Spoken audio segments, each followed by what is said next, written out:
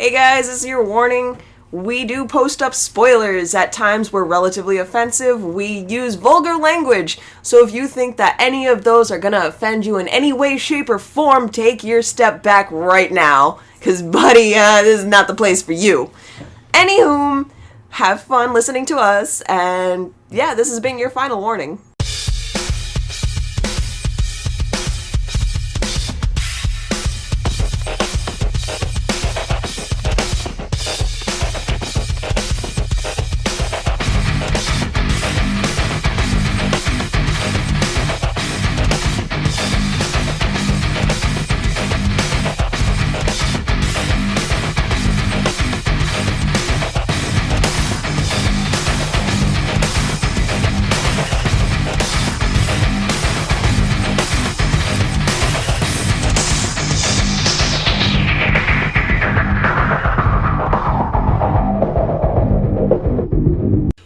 And welcome to Cinematic Anarchy, and with me this evening we have our new regular, Mr. Viking.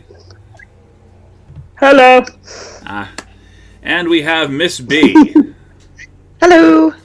And this evening we're going to go ahead and have a little bit of a chat about a fantastic film that we all watched on Netflix, What Keeps You Alive. So good. Pleasantly surprised. Pleasantly deceiving. So pleasantly deceiving as well. It was very deceiving, but good. The movie quietly sneaks up on you and then drags you kicking and screaming through the rest of the fucking film. Yeah, it's literally. Quite literally. And seeing... Bro, I was fucking yelling at my TV, like, bitch, what the fuck are you doing? You had every fucking opportunity to run the fuck away, but no. You had to sit in the house and wait. Like, no, did what you did to the end, like, you know, the little sneak, like, twist at the end, keep doing that, but then get in the car and drive the fuck away. Good. She was in the car, she was driving away! And then she went back! That was predictable.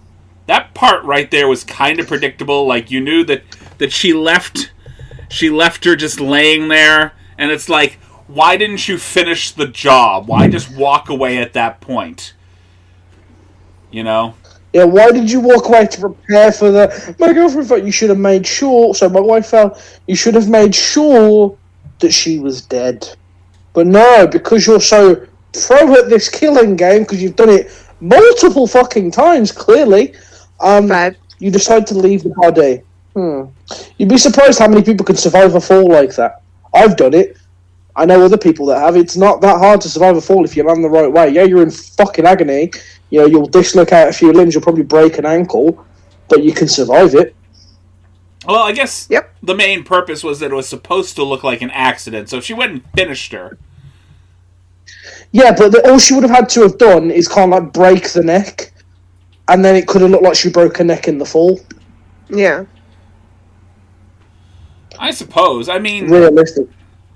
Technically, there's a difference between breaking your neck in a fall and then having somebody physically break your neck. She was talking about forensics. She was smart about the whole thing, so I'm guessing that she wouldn't have tried to do that herself and would have done what you saw her doing throughout the woods. Basically, you know, Jackie's walking through the woods after Jules, just, you know, crying and then pretending to cry. Sorry, not actually crying. Yeah, the bit that got me was right at the end. Yeah, well, not right at the end, but when it was at nightfall and she's looking for her and she's doing the fake cry, and then all of a sudden she just like goes from to, all right, I'm done playing now. I was like, oh fuck. Like, shit just got real, because she went proper like dead face, like. But a lot of these in love, people, like, right? they're able to switch off just like that. Psychopathic people, yes. Yeah. Yes. Like they don't comprehend real like emotion. They don't. It's hard for them to interact. So a lot of these people, they become really good fucking actors. But another thing that got me, and in the nicest way, this is not against you and not trying to be sexist, but women are very easily overpowered in certain circumstances, okay? That's a true fact. Realistically, there was 2 women against 1. Could have rugby tackled her down, got the knife from her, boom, she's defenseless. Really? She fucking just stood there while Jackie went running after this girl.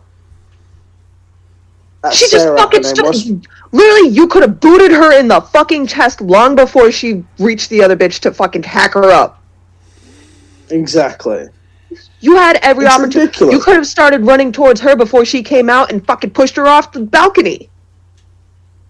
Or even, while she was chasing her, you could have ran out, got in the car and drove the fuck off. Been like, yeah, right, I might have sacrificed 2 people, but I'm gone. Exactly. Literally anything but just sit there.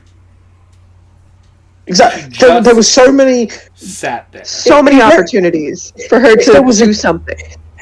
If there was a tree of things she could have done, she basically sat at the roots and looked up at them. That was it. That's all she did. She's like, yeah, I'm not moving. I'm just going to watch all these outcomes that I could have done and not do any of them. So why? Because of fear? Fear should have led you to fucking run. Yeah. I have one major gripe with the movie. Honestly, fantastic movie pretty much throughout, but there's just one scene that I looked at and went, that was bullshit. They decided to just have a sound effects brawl upstairs, just kind of following the underside of the floor as this whole battle is supposed to be going on upstairs. And I'm sitting here going, what the fuck's the point to that? I don't want to see... Well, the one that... Go ahead. The sound effects that started annoying me, the beginning of the movie, my first inkling that I think it's Jackie, or is it Jules? Jackie. We'll call her Megan. No, we'll call her Megan because that was her name, Megan. Yeah. The bit that made me automatically sus of Meg was the boathouse, the burnt down boathouse, and she was zoned out. And then you start hearing the eerie music like every fucking time. That automatically triggers in my head like something's about to go down with this bitch, and she'd be sus. But they used it too many times for every fucking scene with her, and it started to piss me off after like the 3rd one. I was like, bruh, use them efficiently. Don't every fucking scene just Not everything has to be a dramatic little jump scare moment. Exactly. Or in some cases, a jump scare. A build-up for a jump scare that doesn't happen. Yeah, exactly. That's what they was doing. They was building up for a jump scare that just didn't happen. But the one bit I did like was obviously in the bit where Megan pushes Jules off the cliff, like before she does it, where she sits there and goes, "You didn't think I killed Jenny, did you?" It's like, no, I don't know what I thought. But then when she kills Sarah, you just hear her go, "Jenny fought harder than this." It's like, oh shit. So she did kill Jenny, but even at that age, when they were just kids, she knew what she was doing to make it look like it was an accident. Well, I think she had told the story about the what was it, a bear or a deer? It was a bear. I think it would have been a deer. Oh, my bad. Sorry, my bad. Okay, so she had told a story about how she went hunting with her father and she had shot a bear and she thought it was dead. When she went up to it, it was still alive. And she just stood there for 20 minutes and just watched the life drain from her eyes. And she's telling the story to Jules with dead eyes, no emotion, nothing. She's singing that fucking song about whatever the demon song. Yeah, that would have been red flags to me the second she stood there and watched the life. Like, the second you go, I sat there for 20 minutes watching the life drain from its eyes, I'd be like, okay, so I'm going to go. Bye, I'll send you the paperwork for the divorce. That creepy-ass fucking song, sorry. That creepy-ass fucking song. The first thought in my head after hearing somebody sing that with the look on her face that she had while she was singing it, would not be, "Oh, you're so fucking hot." No. Yeah, no. It would be, you're telling a fucking true story. What are your demons? Like, you creepy as hell. I got some skeletons in my closet, but that's some fucked up shit, bub. Another bit that I didn't like, Daniel shouldn't have died. That was... I liked his character because he was just like the casual husband. He was like, yes, this is all good. He was just the casual husband, and then the next thing you know, Exactly. like, what? And then it gets slit. It's like, why? I At knew that least let him Daniel was fucking notice. going to die the second Jackie had a chance. The second she had a chance. Fucking bitch. Sorry. Like, okay, the second she fucking started running towards Daniel, Jules should have grabbed Sarah and started running for the car. Exactly. I mean, like, Daniel, we were a good couple, but you're dead. Bite, and then yeet, just ran. Yep. Oh, so but they stood there and watched. Like, this is the thing I hate about movies. They try and make movies nowadays seem more like realistic, but it's like it's not going to be realistic until you see some people make some genuine fucking decisions. Like, I'm sorry, if I was in a horror movie and I see someone get killed right in front of me, I'm not going to stand there and go, oh, I'm like, bye, gone. I'm gonna be exactly. Like, make realistic fucking decisions. Come on. Well, I mean, if they made realistic decisions, the movie would be over pretty fucking quick. Let's be honest. Not necessarily. Not necessarily, because they still got the police who are going to try and find the killer and everything, and there's so many paths that it can still lead down. It's a different type of movie at that point. You can go through the whole court case of the killer. It's a different type of movie. I would have loved. Yeah, I would have loved to have seen Halloween, where you see fucking Michael Myers get caught, and then he's in his court case, just fucking standing there. That would have been brilliant to see, in my opinion. Michael Myers Michael at fucking court. Yeah, in court, just getting told off by this judge. Just fucking, like, you don't even see his face, you just see, like, you see the back of his head, and then whenever the judge is talking to him, you see the back of the judge's head, but like slight side of the face, and then Michael's there, but it's like out of focus, so you can't see him. You know what I mean? Mm-hmm. Like, perfect. Wait, we do it as sort of a hold censored, up for a second. you know, we don't have permission to show this guy's face. Sorry. Right? We don't want you to know what show me it your looks headset like. for a second. We don't want to let you know what he looks like for the next time that he manages to escape and kill a bunch of teenagers. We'd rather you not know, because that would just ruin the sequel. Exactly.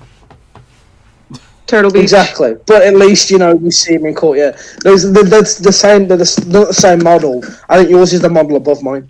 So, for those of you who are at home listening to us anyway. a genuine podcast, Miss B and Viking have decided to stop mid-podcast and discuss their headsets.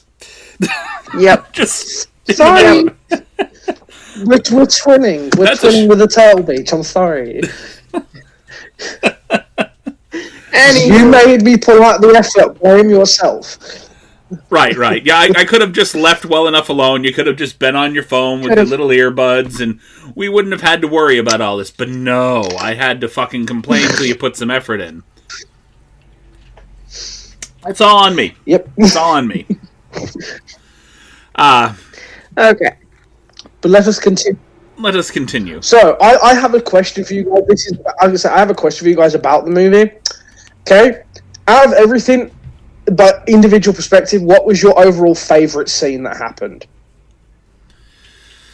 Because I don't think we asked these sort of questions in the podcast. From the episodes I've been in, we've not actually ever asked an overall favourite scene. So I wanted to ask that from my own perspective. I would say that your guys' favourite scene. Personally, my favourite scene would be the rowboat race across the lake. That was my favourite scene. That whole thing from when she's trying. First of all, let me just put this into perspective for 2 seconds. You see the entire beginning of the movie, where she shows basically her prowess for being able to, as a marksman, to be able to nail a fucking tin can. Right? And then the next thing you got is Jules trying to race in a panic across the fucking lake. And apparently she turns into a fucking stormtrooper from Star Wars and can't fucking put the mark. She keeps hitting the fucking water. So what's your next thing? Well, okay, I'm going to go and race her. I'm going to go ahead and hop in the boat of my own, and I'm going to go ahead and make it across the lake and take her out that way. Didn't work out. See, in that scene, I only have one gripe. Just one. How the fuck Daniel didn't see that all the blood. Yeah, exactly. Jules was covered in blood.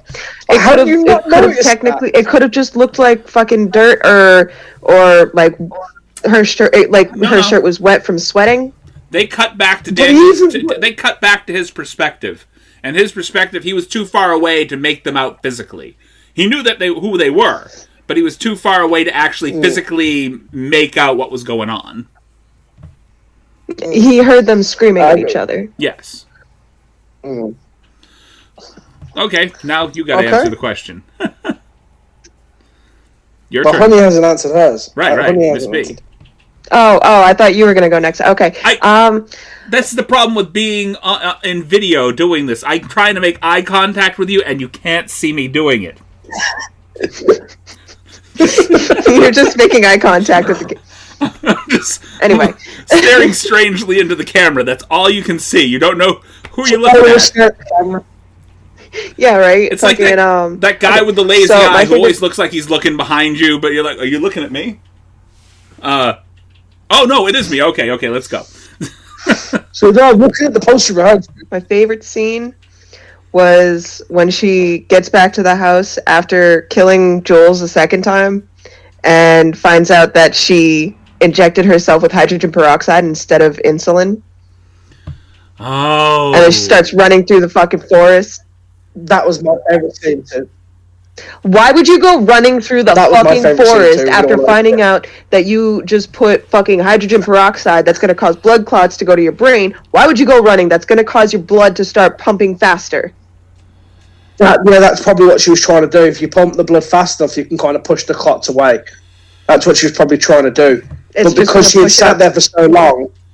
No, but because she sat there for so long... If she'd done it almost instantly after doing it, she could have probably pushed it out of the system. But because the fact that it got so far, what she did kind of fucked her up, and she's like, I'm fucked now, I'm dead. So yeah. And she was having delusions as well. Like, she saw herself as a child shooting the bear. Yeah. Basically, that was my favorite scene as well. Child shooting the bear, but it was... The bit that got me was the video. It was the video itself of her just being like, yep. I wonder how that much is worth. It's like... Oh, and then after all of that, the very, very last scene is Jules taking a breath. Yes. So it's like, she's still alive again! She's still alive! How did she survive it a second time? Well, that one should have surely killed her. Okay. Oh, you need to answer the question yourself, sir. Oh, he did. I just said it. Yeah. Okay. My scene, personally, was that scene. But if we don't want to go off the fact of same scenes, then my second favourite scene is the bit where, obviously, she's just killed Daniel and Sarah, and they're doing the whole black light cleaning the fucking blood away and everything, and then you see Jules, rubbing the blood. Yeah. Blot, don't rub. It's like... Dude, this bitch is like, she knows what she's talking about. Oh, yeah. Yeah, she a bit cuckoo. So, I'll answer this question myself, and I'm going to ask you guys a question about this movie as well. Outside of the fact that, obviously, we love this movie, even though we're picking it the fuck apart right now. What would you say... That's what you do if you love a movie. What would you say is the scene that you felt was most set outside of reality? Like, basically... give me, like, an example. Well, basically, that... I'll give you my example. The one that was most set outside of reality for me would be the trophy box behind the bear's head. Where she finds the trophy box, and obviously she's done this many times before. She has several little lockets in there with people's faces inside of them. So apparently she's managed to be a Black Widow of sorts since she was fucking 19 years old, even earlier because she killed one of her childhood friends, and nobody has managed to catch her at this point. Not only that, but she was very fucking sloppy about hiding it. Literally. I mean, that box was very out in the open. Yeah, but by the sounds of it, this is the thing that's confusing me the most. Okay. Ignore the fact of Sarah coming to the house being like, I've not seen anybody here for years. Because she's got the locket in that house multiple times, means she's been there multiple times, which means every time she's killed a wife, it's been at that house in that area because she knows the woods like the back of her hand. The person, it's usually a hunt or something. So how the fuck, like you said, has nobody caught her? Like, the amount of times she's had a wife and they've died mysteriously, it's like... Yep. How? This person fell, or How this would you person not know? drowned, or this... Yeah, that's what I'm saying, is once, maybe. Twice could be a coincidence. That many people in that little box... Yeah, that's, it's not a coincidence anymore. First time, shame on you. Second time, shame on me. Third time, I'm a fucking idiot. Fourth time, fifth time, 12th time, I need a psychiatrist because I'm that clearly. They need to start reevaluating exactly how effective the police force in that area actually is. Yeah, but you need to remember that Sarah had mentioned that nobody had been to that house in years. Right. Yeah, so when they first introduced Sarah's character, she drove up to the house because there was there were lights on inside. They lived across the lake. She drove and was like, we got broken into last year. I wanted to make sure everything was fine. And she mentioned that she hadn't seen Megan, who is now going by Jackie, in years. So we know that she's been changing her name over and over and over.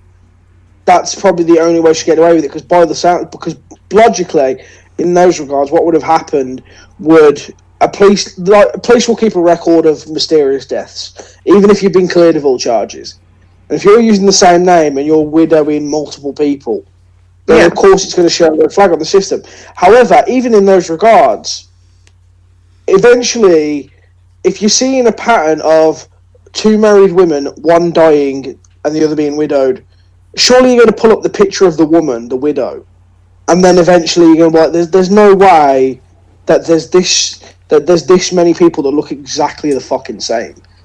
So a police officer, even a detective, should have clocked it at some point after about the third or fourth death.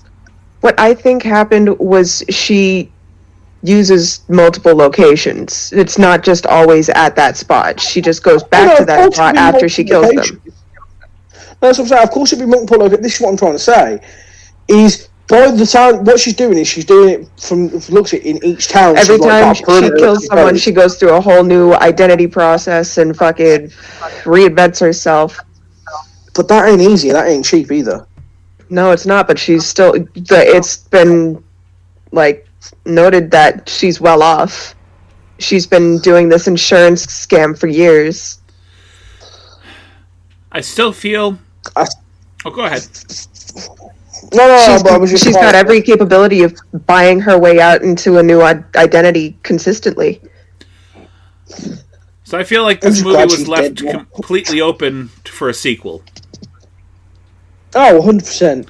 But it makes you think. I don't think that they showed conclusively that Jackie died. At all. Yeah, there's going to be... I feel like there's going to be something like, Jules is going to be alive. She's going to make it out of there.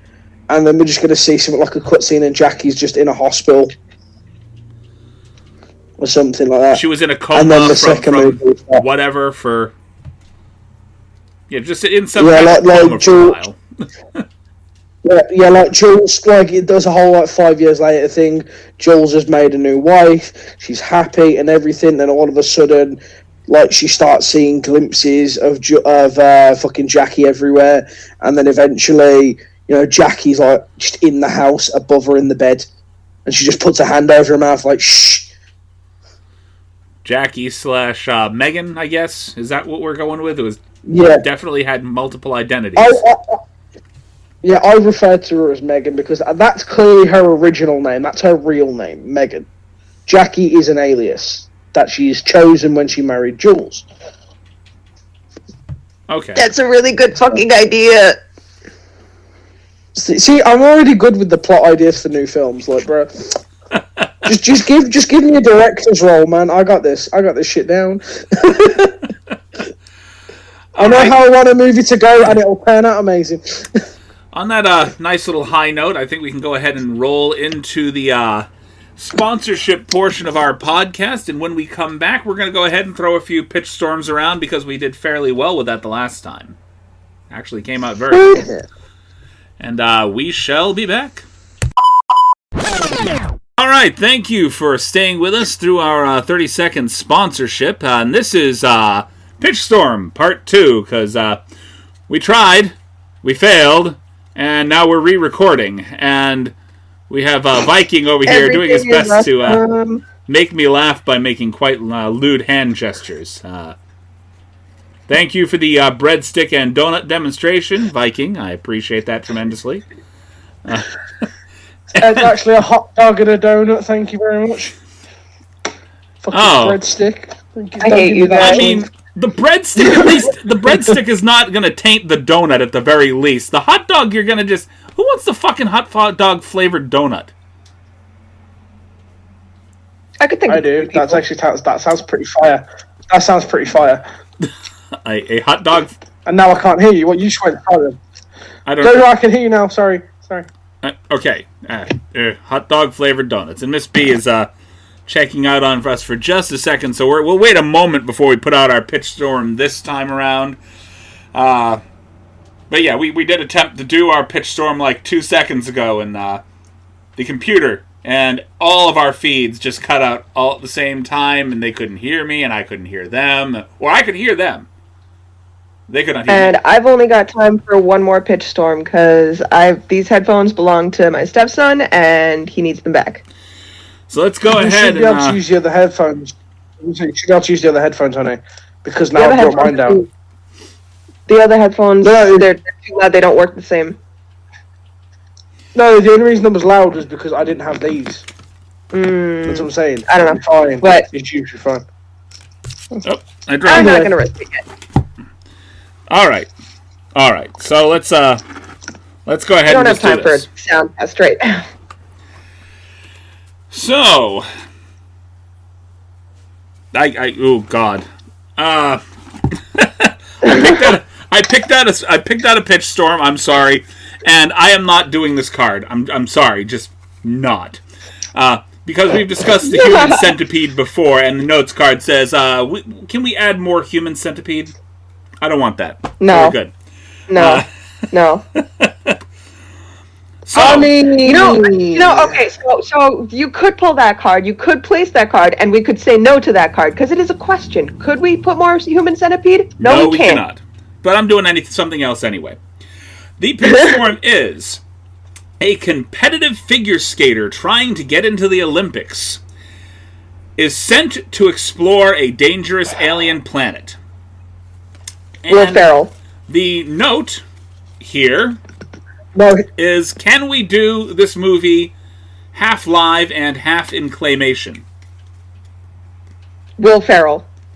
Will Ferrell as No, I've got a better actor, but I forgot his name. Well, I need to... Have you not seen Blades of Glory?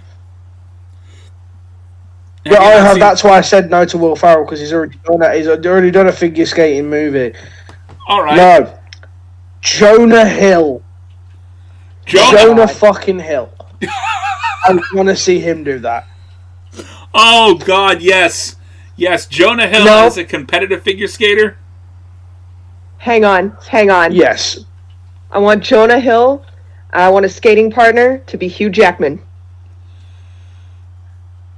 See, I was thinking Hugh Jackman first, but then I thought, no, it'd be too actiony with Hugh Jackman. But that's why I said Jonah Hill, but I like that combo.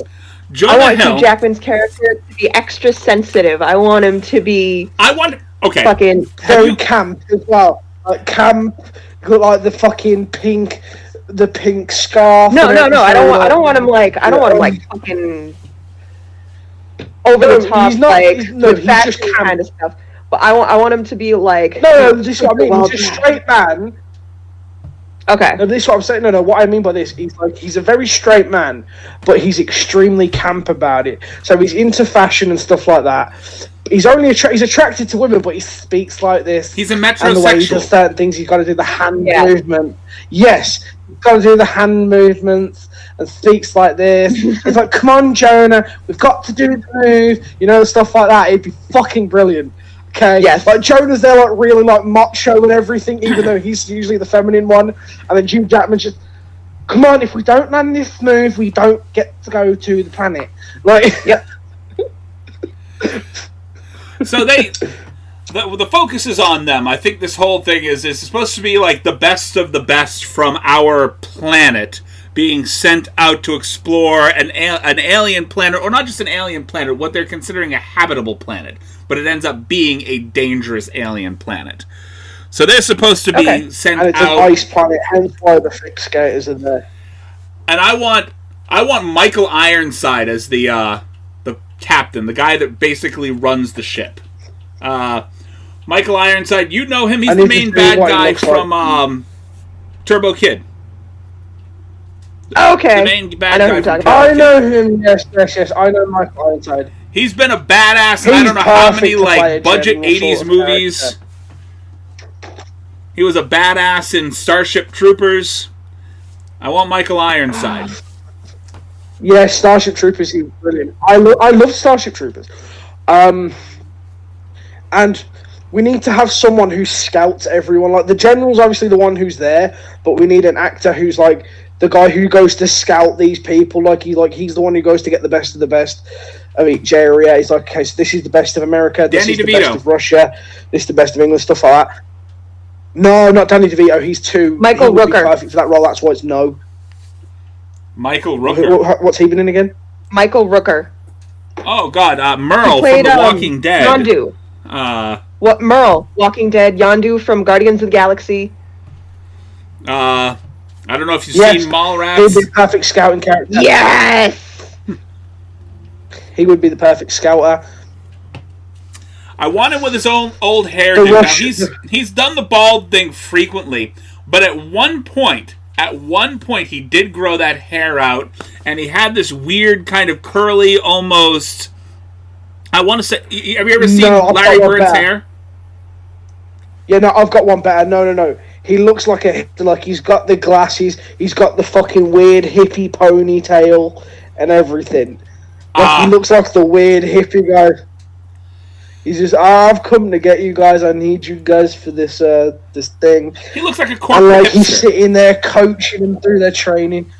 Yeah, and like all the ice skating time where it's like the fucking thing that's claymation.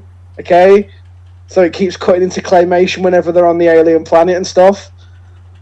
Yeah, Okay. I like this already. Yes. This is starting to sound good. I like this. Jonah Hill's got to have his signature earring though. He's got to have his signature earring though. Yes. I want to see it. I want to see at one point. I really want to see at one point Hugh Jackman walk in like with his bag in his hand like this, and like he's got two fucking big dangly hoop earrings in as he's walking in. Like, are we ready? Are we ready? Okay. Like really sassy about it too. I want them to have a handler. Basically, a guy that has to come along because he's the guy that basically runs their little team. So you have Hugh Jackman. Torbjorn. You have, and I have a guy for this. John C. McKinley. Do you know who I that? was going to say the Mountain. Oh, Oh, well, I know who you're talking about. I'm talking about. You ever see the TV show Scrubs? Yes, John C. McKinley. I know who he is. He was also in Are We Done Yet? Are We Done Yet? Yes. Where he played like the fucking guy who did everything for it. That's how I know him. But yeah, he would be perfect as the handler. Like he's got like every so often he snaps. So like he's like really like calm and go looking. And second, Hugh Jackman and fucking Jonah Hill do something wrong, he kind of twists. Like, stop! And just shouts at them and shit and goes crazy. And then he goes. Just absolute Okay. bad. Yeah, just. Just goes very calm. I want to throw batshit Amy Poehler crazy. in there. Who? Amy Poehler. Amy Poehler. Amy Poehler. Okay. Leslie Knope from Parks and Recreation. What's she been in? What does she I've do? never seen Parks and Recreation. Ah! Make her the president. But what does she do? No, Yeah, I was gonna say she can be the manager's therapist, but she shows up to every fucking competition, everything that they're like She's just working in, and she's sitting in the background like, do your breathing. I want to say. Ustraba. I want to say this So is a video Johnson- call Johnson- thing. So she's like a video call thing. He does that thing, that thing where he breathes and he cuts himself back, brings himself back from a rage. He's like, I'm gonna go talk to my therapist, and he walks out. Yeah, exactly. And then, she's always like right next to him. She's like, "Okay, here we go. We're doing the thing." And she's going with him. I'm gonna steal a scene out of Drake and Josh for a minute, okay? And this is the bit I'm on about. He speaks to his therapist, obviously, and then he comes back after like halfway through the film, and then like when they do something wrong and they look at him like he's about to go angry, he kind of looks at them and goes, "I've spoken to my therapist. She says I can only get angry 4 times a day." Looks at his watch and goes, "Now's not the time." Just does that. just freaks out the extra bit. It's perfect. Now is not the time. No. I want him to be like Sheldon Cooper kind of OCD. Okay. Oh yeah, hell yeah! Like Jonah Hill sits in his spot because he's so laid back and casual, and like Jason McKinley, John C. McKinley's just kind of like staring at him like, "You're in my spot. You are in my spot. Yep. Get the fuck out of my spot." Like, it gets more aggressive. Goes on. I like Jonah Hill's not paying attention because he's chilling on his phone. I'm like, "Oh, it's fine." He is like I want to say he's like every kind of phobic. Like he's OCD, like he's every kind of phobic. Germophobic, arachnophobic, just every kind of phobic. There's a spider that appears on the training area and he fucking freaks out about it and just starts smashing it with a pickaxe and just hacking it. Just goes crazy about it. I think that he can do that. He has got just so many disorders.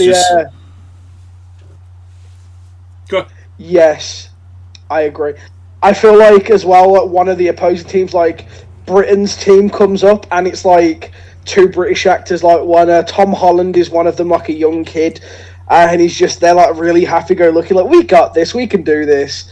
But then his teammate is just proper like creepy and like kind of almost like that creepy guy that wants the kid but can't do it, but he's kind of committed now, so he's like, fuck, I have to stick with this. You know what I mean? Oh, yeah, what is that guy? The Rufus Irons. Is that what his name is?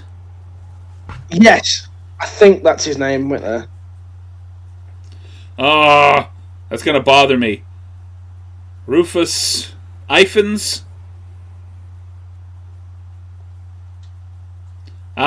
So much dead silence right now. I'm trying to find this guy. Reese Ifans. Reese Ifans. The guy who plays Spike. I think the guy who plays Spike, yes. Perfect. He'd be the perfect teammate with Tom Holland. Like, he has to play as Spike. He has to play as Spike from Notting Hill. Obviously, you get the reference, honey. You won't. But you get it. He's just like the entire. He's speaking Welsh like this the entire bloody time. Did you just say I won't get the reference? No, he said I won't. Oh, you won't. No, I said only when you get the reference. I was about to say I've seen the movie. We spoke about Notting Hill, Chris. We spoke about it, if you remember, the first time. Well, that's the confusion. Why I was like, "What do you mean I won't fucking understand? Didn't we just talk about this?" Well, you need to watch Notting Hill, honey. That should be the next movie that we do. It's brilliant. Notting Hill is highly recommend. It is a fairly decent. That's what Julia Roberts, Hugh Grant, and no, Hugh Grant. Hugh Grant. Yes, it's a bunch of English actors minus one of. There's 2 American actors in it. There's obviously let me get the cast up. I'll tell you who, because one of them is only like a guest appearance for it. It's Julia Roberts and like, are we going off track here? Who? Julia Roberts is the main female actress, the leading role or the leading romantic interest, and I cannot remember. I know who it is, but I'll just have to get it. He plays her boyfriend who comes back from out of town. It's Alec Baldwin. Wait, what's the movie called? Alec Baldwin? Notting Hill. Yeah, Alec Baldwin plays her boyfriend who comes out of town. who comes to England to see her when Hugh Grant goes to see her in the hotel and brings her flowers and everything. Oh, But he's already there waiting for her. But yeah.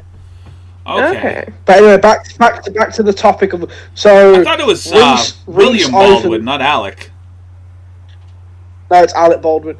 But no, so Rhys Ifans plays Tom Holland's English partner for the English team. Because let's put it this way: each team we've got to put A-list actors in each team. Okay, they've all got to have their own handler. They've all got to have the only guy who's consistent who goes to get everybody is the guy who plays Yondu with his like hippie hair. He goes to get everybody, but they've got a handler and they've got the team. So we've got Tom Holland and Rhys Ifans for the English team, but who's their handler? Ooh. I feel like their handler should be Mr. Bean. Mr. Bean. Rowan Just for the Atkinson, shits and yes. gigs on it. Hands down. Yes, Oh. absolutely. Yeah. No, actually, Mr. Bean. No. So he did Rowan Atkinson did another series of movies other than Mr. Bean called Johnny English. Where he plays like an English spy. That, yeah. Oh my fucking god! Yes. Yeah, but he's fucking terrible at the job. That's how he should be as the handler. He should be that spy as their handler. I love it. Got an idea. What if it is Johnny English? He was fired. They let him go as a spy. He's not allowed to be a spy anymore. Exactly. And he does an equally terrible job handling them. The third installment. Yeah, exactly. But I was saying in the third installment, he actually does get rehired because they need him for a mission. So doesn't mean he didn't get fired again. But I know what you're saying. Yeah. Oh yeah, true. So yeah, he's been fired. He's now their handler, and he's terrible at that job. He can't even go get them a fucking drink when they ask for it. The Russian team. Who should we have for the Russian team? I was actually about to cast the French team with Sacha Baron Cohen as the lead guy. French team. Sacha Baron Cohen, but I also would like an actor that is not French but has done a decent French accent in the past. Steve Martin is the handler. Okay. Oh my god, yes! Okay, I can see that. Channeling his, what was it? Is it Inspector Clouseau? I'm going to say... Inspector Clouseau, yeah. From the Pink Panther movies? I see where you go. I see where you're going. Yeah, I see where you're going. Yeah, I agree with you. That'd be brilliant. The Russian team, I want to stick to my guns with another pitch storm that we did. Okay. I still think, what's his fucking name now? Henry Cavill should play the Russian one. Like, he's the Russian figure skater. No, let's be honest, he's an Englishman who could pull off looking and sounding like a fucking Russian. Let's be honest. True. I know who I want for the Russian handler. And then, go on, who's the Russian handler? Dolph Lundgren. Yes. I agree. As the Russian handler. 100% there. That'd be brilliant. But then who's his partner? Who's his figure skating partner? Is it going to be another man or will it be a woman this time? Because let's be honest, if it's a Russian woman, then we can have her say the quote, "I don't want to be strong like men. Yes! I want to be strong like Yes. Yes. We have to cast a woman. Oh, what's her name? See, that's why I knew that. Oh, what is the name of the woman that plays the Russian wrestler in Glow? On Netflix. I've never seen Glow, so I wouldn't know. Damn it. She does a very good Russian accent, too. Alison Brie. I know who. Alison Brie. I've just thought of one better. No, I've just thought of one better who could pull off a Russian woman, and I know she could do the accent as well. She used to be an MMA fighter as well. Deadpool, the woman who's strong, who goes up against fucking... What's his name now? Colossus. You know, the woman who goes against Colossus and Nutshot. Yes. She's perfect for that role. Oh, Hold on, let me find her. The Russian team just has to be... built like brick shithouses. Or they're just buff. They're strong. They're aggressive. Instead of drinking water, they just drink vodka. They just sit there drinking vodka. Like, we don't have to practice. We know what we do. Gina Carano. Oh, God. Yes, she was perfect. Yeah, she was just blacklisted, though. You know that, right? Oh, was she? You haven't heard all this stuff? I know. Fuck what she said. Yeah. She been saying very bad things. Let's just leave it at that. She got fired from the Mandalorian. Yeah, because of what she was saying. Oh, that's the lady that got fired from The Mandalorian. Yeah. I don't know. I don't watch the movie. The show. I fucking the movie. I think I don't watch. Anyway, let's just not. But even if she got blacklisted in this hypothetical situation, perfect actress for that role. Okay, Yes. It's a I perfect agree. actress for that role. I agree. Oh my god. No. Hang on. And like the Russian team don't practice; they just drink vodka the entire time. All right, we've all watched Kick-Ass, right? And Kick-Ass 2. Yes. Yes. Mother Russia. Oh. Oh God, yes. Who plays Yes. Mother Russia? Yes. Who is that? What's her name? I don't know, but Olga Kurkulina. so she's actually Russian. She's actually Russian. Let's be honest. I mean, she doesn't have to talk. Doesn't have to say a word. Just has to be an intimidating She presence. can just grow. Like no, she does have to say a word. She has to say that one quote. Probably when she's doing a I do not workout where want she's to like, be I don't strong want to like be men. strong I like want men. to be strong like bitch who fight bear in forest. Sounds good. That's all she has to say. Like she intimidates everyone else who goes to see the Russian team and how they're doing, and then that's what she does while she's working out. Like she's doing fucking pull-ups with like fucking two fucking elks like attached to the side of her, like two dead elks, and she's just doing pull-ups with them, and like Look at that fucking. it's like Look at that fucking belly. Oh yeah, definitely. Jesus Christ. That's a washboard. No, that's what I'm saying. She's got like okay, that's it. That's what happens. All the teams kind of go to see how the Russian team's doing. Henry Cavill's sitting there with the handler drinking vodka, just like not even giving a care to the world.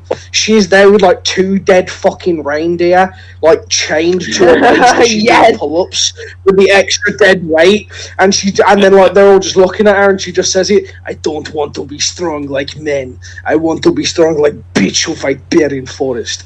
I just watch all of them kind of just like, the fuck, this bitch is kind of crazy. This is I a lived weird for that thing. moment.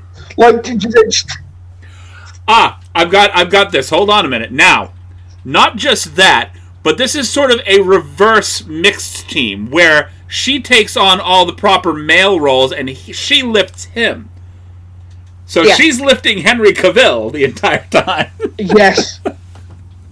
It's Yes, perfect. exactly. Yeah, Henry Cavill's just like walking around shirtless the entire time, like just like that scene out of Man of Steel. Okay, where he's got the fucking hair showing, he looks buff and she's just doing his thing, and then every time they've got to do the thing, she just kind of lifts him up and swings him around and stuff.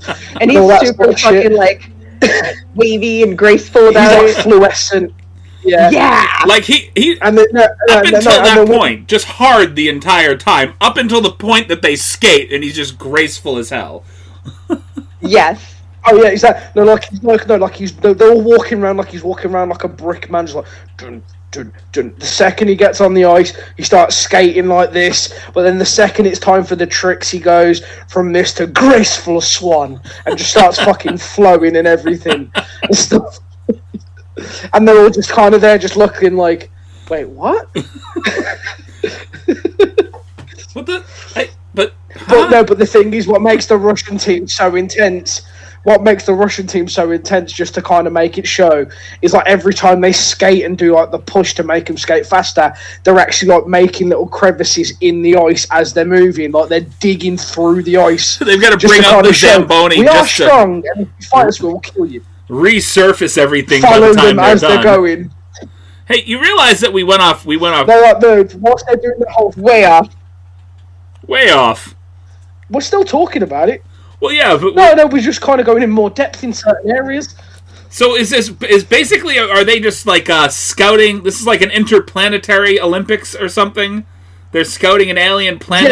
Yeah, exactly. Yeah, Okay.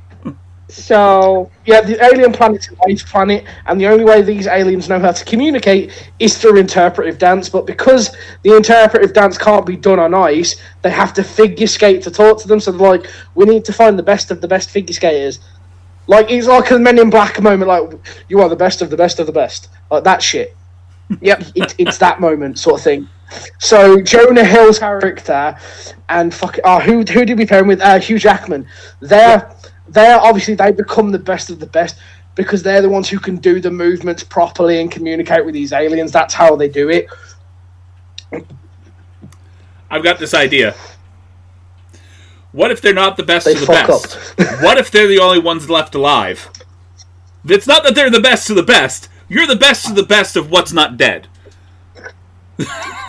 Yeah, what happens is the Russian team kind of goes on a killing spree as they're doing their tricks, and they decapitate half of the fucking squads just there, and then as they both do like tricks with each other, they accidentally decapitate each other, so everyone's dead, and they're just they're like, well, fuck. And every and like right at the last minute, like they do the interpretive dance when they get on the planet initially, and basically instead of saying like we come in peace, they actually end up saying we want to start war. So they almost start a fucking war, and by the end of the film, they really have to hunker down and do this dance perfectly to say we don't want war, we come in peace. You know what I mean? Just fucks them up that way. It'd be perfect. I agree. I like that. I like it. Now, how do we? And then just. Go ahead. Well, it says we do half this movie. The note here was, should we do half the movie in claymation? Yeah, the claymation. I want the whole scene where everyone gets their heads cut off and everything. Fucking like people are getting slaughtered left. I want it all to be in claymation. Anytime there is serious violence, it is claymation violence. I want screams. I want fucking whimsical music. Fuck yeah. But here's one thing I want to see. One of the aliens, obviously by the end of the film, and this is just like a little cameo by the end of the film, to like show that they want peace. The alien actually, not the alien leader, a head appears out of it, and you see like a claymation thing like dig around, and a head appears who speaks English, and the head is none other than Chadwick Boseman, just there to speak to them, be like, we accept your peace offer. I love it. Like the claymation, we accept your offer. That's it. Brilliant. Just and scene. I would say that. No, and then you just get like I was gonna say you just get an after credit scene of Jonah Hill like arguing with Hugh Jackman, just be like, I'm not doing this fucking movie ever again. There is not going to be a sequel. Like, you know what I mean? It just shows like the outtakes of the actor's breaking character. Just God damn it! Fuck this shit. You want me to fucking do what? No. How much are you paying me? All right, fine.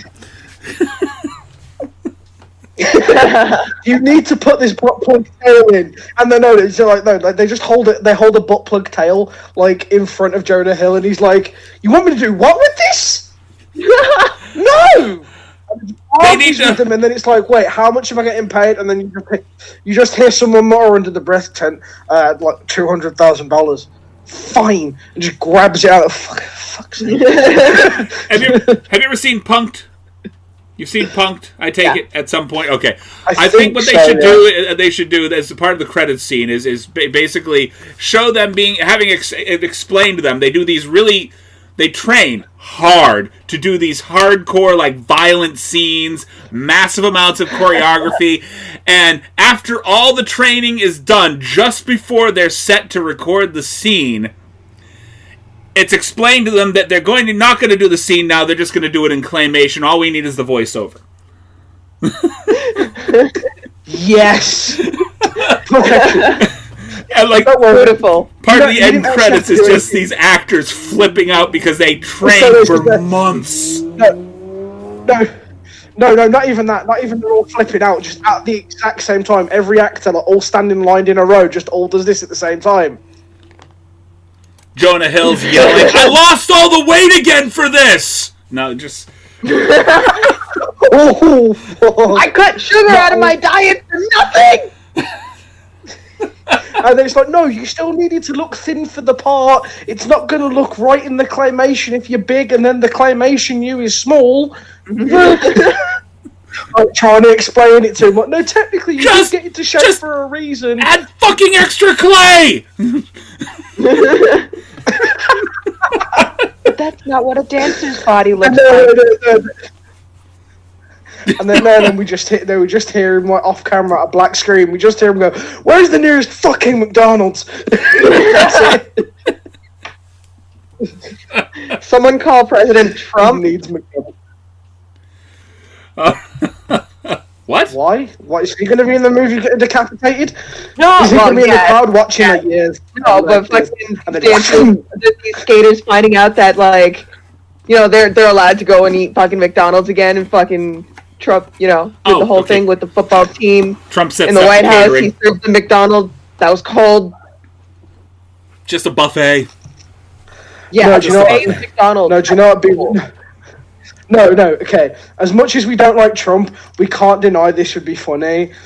Like, right at the end of it, we just see an actual Donald Trump coming out figure skating, no claymation, just actually figure skating, doing a fucking pro.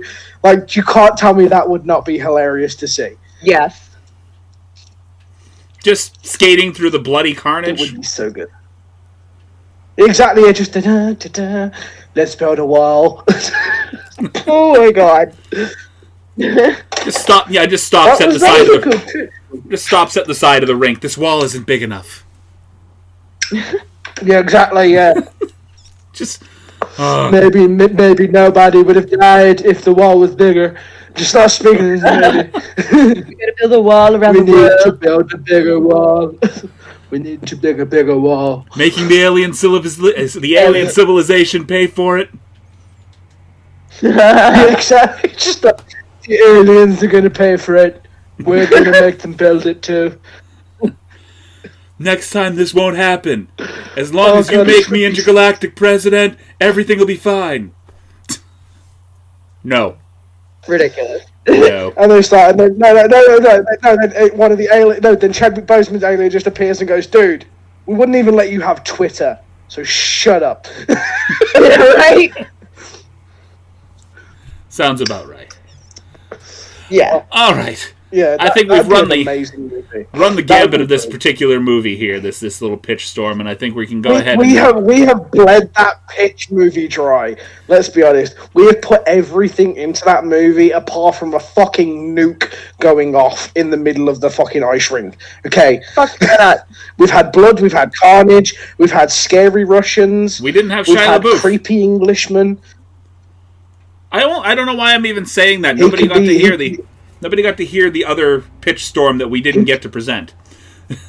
I know. No. You know, if you want Shia LaBeouf in there, he's actually frozen in the ice ring. Yes. Right. He's just kind of like lying there like this. Han Solo style. Just Han Solo style. Frozen and in then when the carbonite. nuke goes off, he just kind of crawls out of it. Yeah. Sounds good. Fucking Terminator style. Terminator. Exactly. Yes. No, that's it. Out of the ice, That's it. Terminator. No, he's not in the ice. No, there you go. We're going to go to Terminator. After everybody's dead and he sent Jonah Hill and everyone up, he travels back from the future and goes, "Shit, I was too late." And like he's got the whole Terminator thing, like he makes the ball and he's dug out the area of ice and everything. Like he's like, "Shit, I came too late." Donald Trump skates by him. I can still fix this. But I can still fix this. You're still alive. How? I might be late for all of this. Bang. But I fixed that. Yes. This would be good. Yes. And then Arnold Schwarzenegger's just sitting in the stands with his legs crossed and a cigar going, "He'll be back." I won't be back. Nope. I won't be back for the sequel. Right. No one's coming back for the sequel. You remember the argument during the post-credits. Remember? Nobody. Nope. I don't give a fuck if this sequel. Fuck that shit. Nope. Nope. It's gonna happen. Whole new casting, all fucking B-list actors. Just there being like, wait, why are we doing this? Because none of the A-list would come back anymore. B-list actors dressed up exactly like the original actors. Yeah, exactly. The A-list actors are just there being like, you can take this job now because we quit. Then like even the producers and that just go, yeah, we're good. We're going to pass this over to this company, and it's the company that directs all of the movies for the Sci-Fi Channel. Have you ever seen the movies, the Hobgoblin movies, 1 and 2? Nope. Yes. Hobgoblins 1 and 2, they have the original Hobgoblins. I wasn't on the cast for that episode. Good. The original Hobgoblins had one cast, and it was the same exact characters in the second movie, but none of the original cast members at all. It's like, none of these people even look like the original cast members. You could tell a movie did, man. I was going to say, you could tell a movie was traumatic for people if they're the same cast members, well, the same characters, but different cast members. Yep. Then you know that movie was traumatic because those people quit. They quit real fucking fast. It was like, movie's done, I've been paid, I'm gone. Never again. Do not associate me with that film ever. They were basically attacked. Right. The entire movie was based around people getting attacked by puppets. They weren't even good puppets. They weren't... It's just like somebody threw a stuffed animal at your face. Case level? It's like somebody threw a stuffed animal at your face and said, react. Like basket case level stuffed animal? No, Basket Case was even more animated than that. Oh, there's a movie I actually want us to do. Maybe not after Notting Hill, but there is a movie I do want us to do. Are we exiting the podcast now?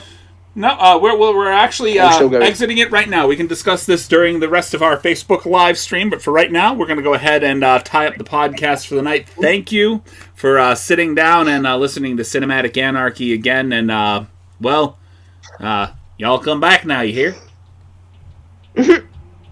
No? That's horrible.